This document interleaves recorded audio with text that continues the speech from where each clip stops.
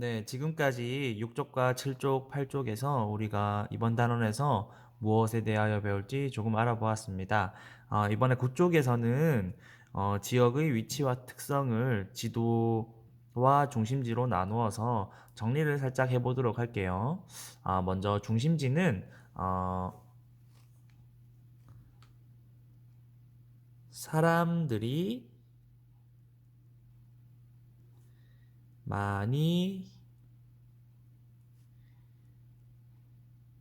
모이는 곳입니다. 자, 이 중심지에는 어떤 특징이 있냐면 우선 첫 번째, 교통이 아주 편리합니다. 우리 삼각동 같은 경우에도 교통이 그나마 우리 주변에 교통이 편리한 곳은 시내 쪽이라고 할 수 있는데요. 우리 삼각동에서도 시내 쪽으로 들어가는 버스들이 아주 많은 것을 알 수 있습니다. 뭐 주변의 옆 동네나 모든 동네에서 시내 쪽으로 가는 버스나 지하철이 많기 때문에 교통이 편리하다고 할 수 있습니다. 그리고 중심지에는 아주 큰 건물들이 많습니다. 네, 건물 많음. 그 다음에 중심지에는 또 어떤 특징이 있냐면 단순히 건물들뿐만 아니라 시청이나 소방서나 뭐 우체국이나 사람들이 편의를 위해서 편하게 사용할 수 있는 공공기관이나 시설들이 많습니다. 시설 많음이라고 적을게요. 네, 중심지 사람들이 많이 모이는 곳이라고 하여 특징을 정리해 보았습니다.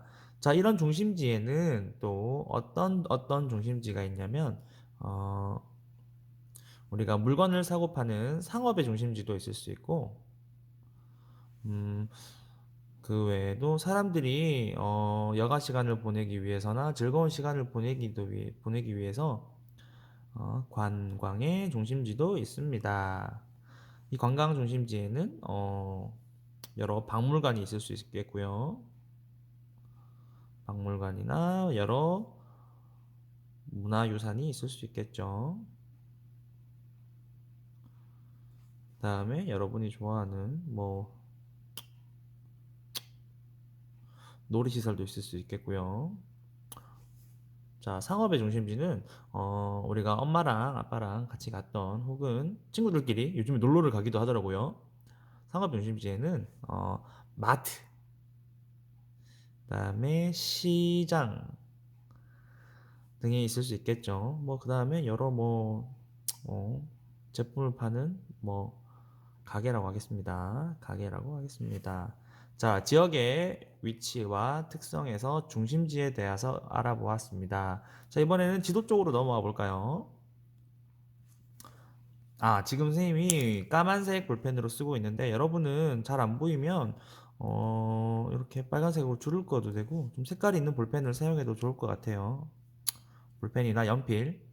볼펜보다 연필이 좋겠죠, 초등학생은. 네, 지도에는 아, 다양한 정보들이 있습니다. 선생님, 다양한 정보가 있는데 어떤 정보가 있나요?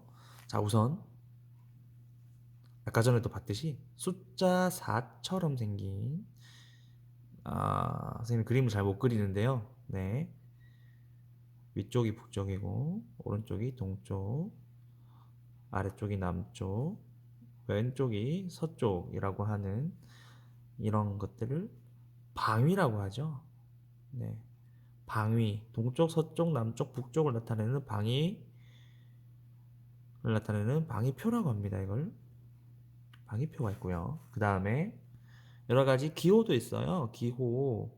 지도에는 설명을 너무 길게 적을 수 없기 때문에 사람들이 서로 약속을 정해서 간단한 기호로 나타냈는데요. 기호에는 지도에서 이런 삼각형의 세모 모양의 표시를 본 적이 있죠. 자, 이거는 산 표시입니다. 산 표시. 그 다음에 산과 더불어 이렇게 생긴 모양을 지도에서 본 적이 있죠? 자, 이것은 학교 표시입니다. 학교 표시. 학교. 상록형은 산이고요. 자, 그리고 지도에는 이렇게 생긴 것도 있습니다. 자, 그 다음에 이것은 논입니다. 논. 자, 이러한 기호를 설명하는 것을 범례라고 하는데요. 자, 범례는 지도에 쓰인 기호와 그 뜻을 말하는데요. 지도 왼쪽 하단이나 구석에 보면 범례가 나와 있으니 지도를 볼 때 기호를 잘 모른다면, 기호의 의미를 잘 모른다면 이 범례를 확인하여 이러한 기호들의 뜻을 알 수 있습니다. 그 다음에 지도에는 우리가 이번 단원에서 중요하게 공부해야 할 두 가지 내용이 나오는데요. 첫 번째가 축척이고 두 번째가 등고선입니다. 축척은 이렇게 1cm당 지도에서 1cm가 실제 거리 얼마를 나타내는지 보통 알려주는 건데요. 이런 식으로 나타내게 되면 지도에서 1cm는 실제 거리 0에서 1km니까 1cm가 1km라는 뜻을 나타내는 축척을 나타내는 건데요. 자, 이것이 축척이란 실제 거리를 줄인 정도를 말합니다. 아이고, 선생님이 칸을 잘못 했네요. 공간이 좀 이상하게 됐습니다. 이해해 주세요. 처음이라 그래요. 네, 그 다음에 등고선은 지도에서 이런 식으로 이런 식으로 이렇게 계란 후라이가 아니에요. 등고선은 이런 식으로 지도에서 높이가 같은 곳을 연결해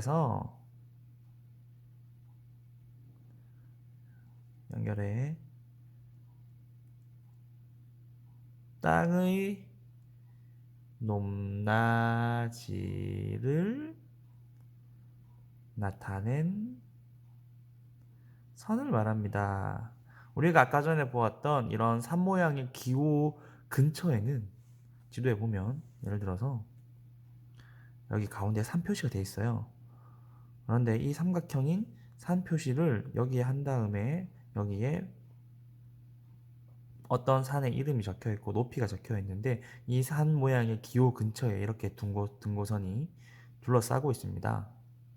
나중에 지도에서 확인해 보도록 할게요. 다음으로 지도는 위에서 내려다본 실제 땅의 모습을 일정한 형식으로 줄여서 나타낸 그림입니다. 자, 그리고 마지막으로 이러한 지도를 우리가 생활 속에서 어떻게 활용하냐면 활용이라고 적어 보겠습니다. 활용이라고 하면 어렵나요? 생활 속에서 어떻게 사용하는지 사용 방법이라고 할까요? 네, 우리는 지도를 선생님은 지도를 개인적으로 어디 식당에 찾아가거나 아니면 자동차를 운전할 때 내비게이션에서 지도를 사용하거나 그렇게 하는데요. 보통 우리가 길을 찾을 때 활용을 하죠. 찾을 때 활용을 하고 자, 그 다음에 간단한 약도나 안내도 그 다음에 지하철 노선 잘 안 보이나요? 네. 지하철 노선도 같은 지도를 활용하기도 하죠.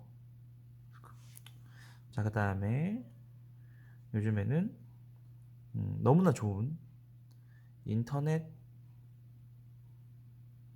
지도, 그 다음에 스마트폰에서 활용할 수 있는 인터넷 지도를 활용하고 있습니다. 자, 이게 지금까지 우리가 이번 단원에서 배울 내용을 선생님이 빈 공간이 너무 많아서 채운다고 했는데요. 글씨가 너무 많네요. 여러분이 뭐 잘 알아볼 수 있을지 모르겠습니다. 뭐 앞으로 하나하나 여기에 대해서 배울 거예요.